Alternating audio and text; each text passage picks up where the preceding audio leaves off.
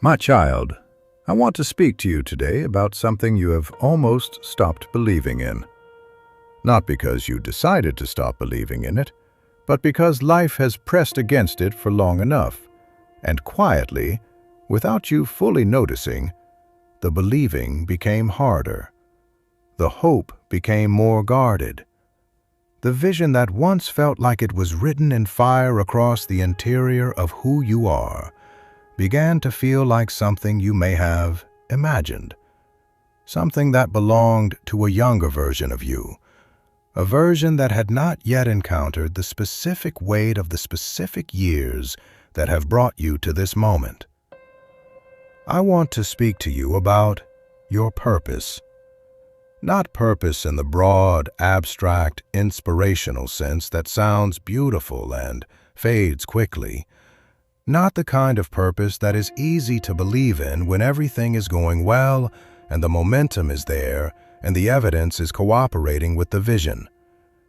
I am talking about the specific and particular and irreplaceable reason that you exist. The thing I placed inside you before you had language for it. The contribution that only you can make. The life that only you can live.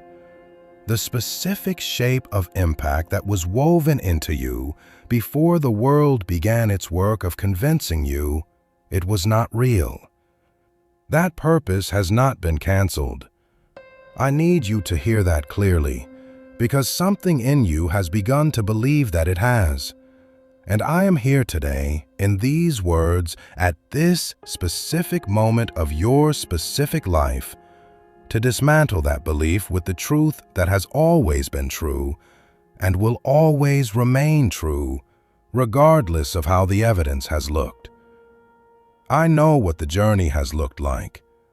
I want to acknowledge it honestly before I speak anything else, because you deserve to be seen accurately, not managed, not rushed past the reality of what you have walked through into a premature comfort that does not honor the genuine difficulty of it.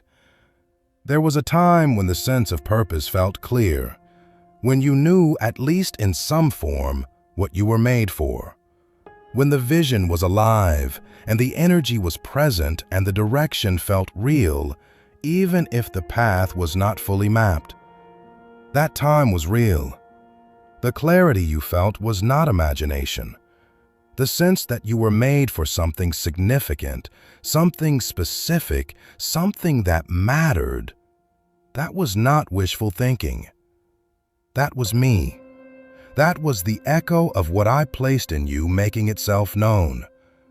And then something happened, or several things happened, and the clarity became less clear. The energy became harder to access. The path that seemed to be forming began to look uncertain or blocked, or like it had taken a turn you did not choose and cannot fully understand. Maybe it was a failure, a specific and painful falling short of what you were reaching for. The project that did not succeed, the opportunity that closed. The moment when you gave your best effort and the result was not what the effort deserved, and the gap between what you gave and what you received in return was wide enough to shake something fundamental about your belief in what you were doing. Maybe it was delay. Not a closed door, but a door that has remained neither open nor shut for longer than you believed it would remain that way. The waiting that has stretched from weeks into months, and from months into years. The season that was supposed to be temporary, that has outlasted its designation as temporary, that has begun to feel less like a season and more like a permanent condition. Maybe it was someone else. The person whose words landed in a vulnerable moment and went deeper than they had any right to go. The comparison that planted a seed of doubt about whether what you carried was real or significant or worth pursuing. The environment that consistently communicated in ways subtle and overt that you were not quite enough, not quite the right fit, not quite the person for the thing you believed you were called to. Maybe it was simply the accumulation. No single dramatic event, but the slow wearing down of repeated ordinary difficulty. The thousand small discouragements that individually seem manageable and collectively produce a weight that changes the quality of the believing. The gradual drift from the fire of early clarity into the dull embers of a hope that is still technically present but is no longer warm enough to light the path. I know which of these has been your experience. I know the specific shape of the thing that has worked against your sense of purpose. And I want to say something that cuts through all of the specific details of how it happened and reaches the core truth beneath all of it. What happened to your purpose was not a cancellation. It was a preparation. I know that sounds like the kind of thing that is easy to say and difficult to believe when you are standing in the middle of what the preparation looks like. And I am not asking you to feel the truth of it immediately. I am asking you to hold it, to let it remain in the room alongside the doubt, to resist the conclusion that the difficulty has disproved the calling, because that conclusion has never once been true in the entire history of what I have done in the lives of the people I have chosen. There is a specific lie that operates against purpose with more effectiveness than any other. And I want to name it clearly because the unnamed thing operates with more authority than the named one. The lie is this: you missed your moment. That the window was open and you did not move through it in time. That the opportunity was there and the fear was louder than the faith. And now the opportunity is gone, and the version of your life that it would have produced is no longer available to you. That you are operating on a clock whose alarm has already sounded and whose snooze has expired. This lie is particularly effective because it contains a partial truth. Moments do exist. Opportunities do have seasons. There are things that could have been chosen differently that would have produced different outcomes. The partial truth gives the lie its traction, makes it feel like clear-eyed honesty rather than the deception that it actually is. But here is the fuller truth. The fuller truth is that I am not operating on the clock the lie is describing. The fuller truth is that my purposes do not expire on the timeline that your anxiety is projecting. The fuller truth is that in the entire record of what I have done and what I have said, the category of "too late for my purposes to work" does not exist. Moses was 80 years old when his assignment began in its fullness. 8 decades of what could have looked, from the outside, like a series of misdirections and failures and wasted potential. A prince who became a fugitive, who became a shepherd, who became the deliverer of a nation. The path made no sense until it did. And when it did, the decades that had seemed like detours revealed themselves as the specific preparation without which the assignment could not have been carried. Abraham and Sarah were long past the season in which natural possibility cooperated with the promise. The promise was given anyway. The promise was fulfilled anyway. And the fulfillment did not come in spite of the impossibility of the timing. It came through it, demonstrating something about the nature of my faithfulness that an easier fulfillment could not have demonstrated. I am not telling you these stories as inspirational decoration. I am telling you them as evidence. Evidence of the specific and consistent pattern of how I work, which is not according to the timeline of natural possibility or cultural expectation or the window that the anxiety insists has closed. I work according to the fullness of time, my time, and my time is not running out on you. If you are alive, your assignment is alive. Let that be the replacement of the lie. not a performance of optimism you do not feel, a specific and grounded truth about how I operate that the lie has been successfully obscuring. Type, "My purpose is alive because my God is not finished with me," in the comments. Let that be the beginning of the dismantling. I want to speak about the path that has not looked like the path. The years or the seasons that have felt like wandering, like being off course, like you were somehow in the wrong chapter of a story that was supposed to be further along by now. What if I told you that the detour was the path? Not as a comfort, as a specific and accurate description of what was actually happening in the seasons that looked like delay, or failure, or misdirection. Because in every single case, without exception, the person I have used most significantly has been forged in exactly the kind of seasons that your anxiety is labeling as wasted. The wilderness is not a punishment. It is a classroom, and the curriculum it teaches cannot be learned anywhere else.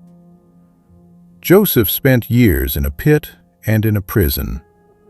From the outside, both of those places looked like the end of the dream that had been given to him. From the inside, I was using every day of them to build the character that the assignment required. The pit taught him that his identity was not in his position. The prison taught him that my faithfulness was not contingent on favorable circumstances. And the years of both, which appeared to delay the fulfillment of what was promised, were in fact the specific and necessary preparation without which the fulfillment would have destroyed him rather than established him. The thing that has been happening in the seasons you have labeled as wasted, the growth that has been taking place beneath the surface, the strength that has been forming in the hidden places, the character that has been shaped by the specific pressure of the specific difficulty you have been navigating, none of that is wasted. All of it is the curriculum. And you are further along in the preparation than you think. I also want to say something about the skills and the capacities you have developed in the seasons that seemed unrelated to your calling. The experiences that appeared to take you away from what you were made for rather than toward it. The detours that seemed to deposit you in territory that had nothing to do with the vision. Those skills and those experiences in that territory are not accidents. They are part of the specific and unusual preparation that your specific and unusual calling requires. The thing you were made to do requires exactly the combination of what you have been through. And that combination is not common. It is yours. And the path that produced it, however winding, was not inefficient. It was precise. I want to address what is actually holding you back from moving toward the purpose you carry, because it is almost never what it appears to be on the surface. It is rarely a lack of ability. Most people who are paralyzed about their purpose have more capacity than they are currently using. It is rarely a lack of opportunity. The landscape of possibility is rarely as narrow as the anxiety is describing it. What is holding most people is fear. Specifically, one of 3 fears that I want to name clearly so that you can recognize which one is most active in you. The first is the fear of being wrong. What if I am mistaken about what I was made for? What if I step toward this thing and discover that I misheard? That the sense of calling was not what I thought it was? That the investment of the movement produces the cost of being wrong? This fear is particularly active in people who have a healthy and honest self-awareness, who know their own limitations well enough to genuinely question whether what they carry is real or wishful. To that fear I say, the questioning is not evidence of absence.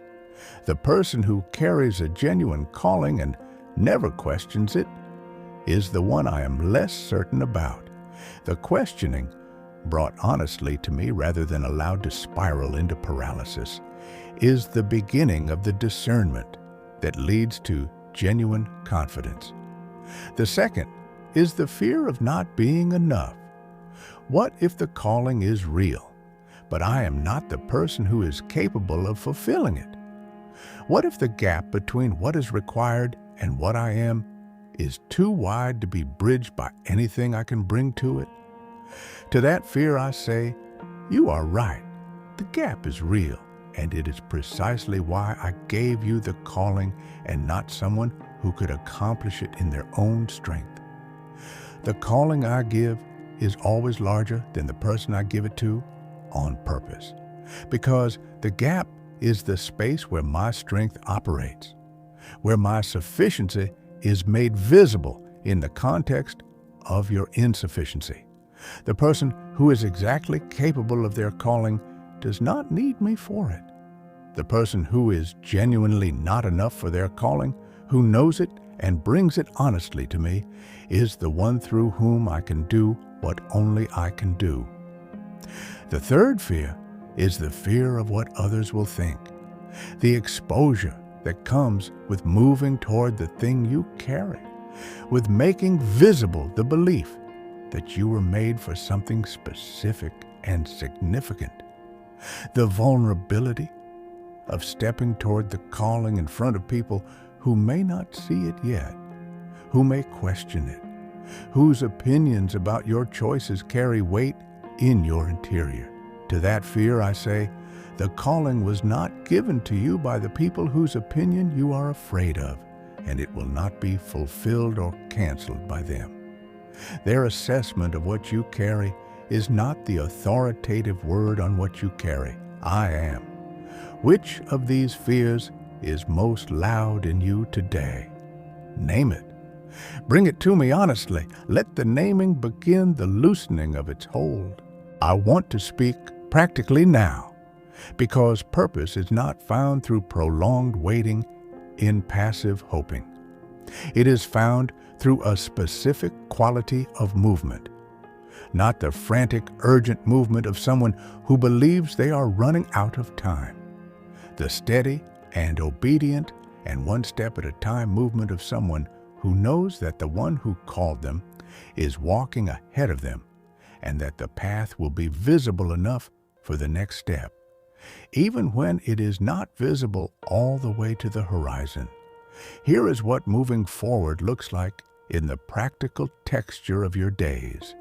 It looks like doing the next available thing, not the entire vision at once, not the leap from where you are to where you want to be in a single dramatic movement. The next available thing, the skill that can be developed in the margin of what already exists, the conversation that can be initiated, the door that can be knocked on, the small offering of what you carry that can be made in the current context, however limited that context feels.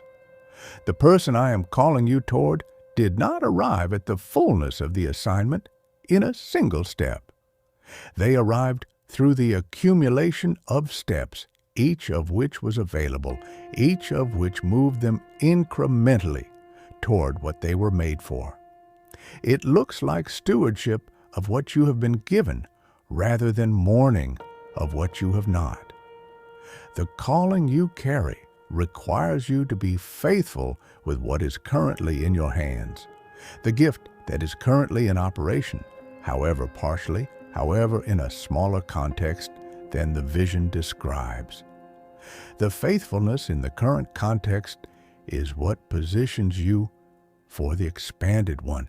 The person who waits for the larger opportunity to demonstrate their faithfulness never develops the character the larger opportunity requires. The person who is faithful in the current small thing is being prepared in that faithfulness for the next thing that is not small.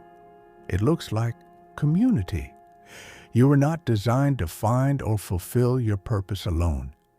The isolation that the fear produces, the pulling back from connection out of the vulnerability of being seen in your uncertainty, and your unfinished state is one of the most effective strategies against the fulfillment of what you are made for.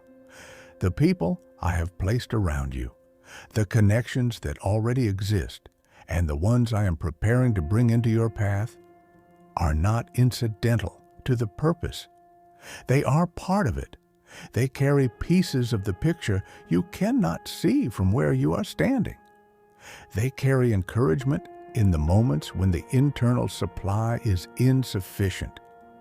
They carry accountability that keeps the movement honest and prevents the drift back into comfortable paralysis. It looks like consistent small offerings. The purpose does not announce itself fully formed. It is discovered in the giving of what you carry to the people and the contexts that are in front of you. The teacher who teaches the 5 students with the same excellence they would bring to 500. The writer who writes for the small audience with the same genuine investment they would bring to a large one. The servant who serves in the hidden and overlooked context with the same wholehearted presence they would bring to the visible platform. In the giving, the purpose clarifies. In the serving, the calling sharpens. In the movement, the path becomes visible. I want to speak a direct declaration over the purpose you carry. Let each of these words land specifically. Let what is spoken reach into the interior places where the believing has grown thin. What I placed in you is not a suggestion. It is a commission. It does not expire, and it does not diminish, and it is not canceled by the seasons that have worked against it. Every year of waiting, every moment of detour, every day of what appeared to be delay has been working in service of it. The opposition you have faced is evidence of the significance of what you carry. The enemy does not mobilize against what is not real. The resistance is, in its own way, confirmation. You are not too late. You are not too broken. You're not too unknown, too under-resourced, too far from where you thought you would be. You are exactly where I can work with what I placed in you and what I have built in you through everything you have navigated. The intersection of your calling and your preparation is not behind you. It is in front of you. I am not finished with you. I am not standing at a distance watching to see if you find your way back to what you were made for. I am actively working in the relationships forming around you, in the opportunities taking shape in ways you cannot yet see, in the interior transformation happening beneath the surface of the daily ordinary, in the specific and personal and attentive involvement of a God who does not lose track of a single person He has called and who is moving everything that can be moved in the direction of the fullness of what He began. Trust the process. Trust the one running it. Take the next step and watch what I do with it. Type, "My purpose is not canceled. It is being completed" in the comments. Let that be your declaration today. We are coming to the end of this time together, and I want to send you forward not with a summary, but with a sending. You came to this message carrying something.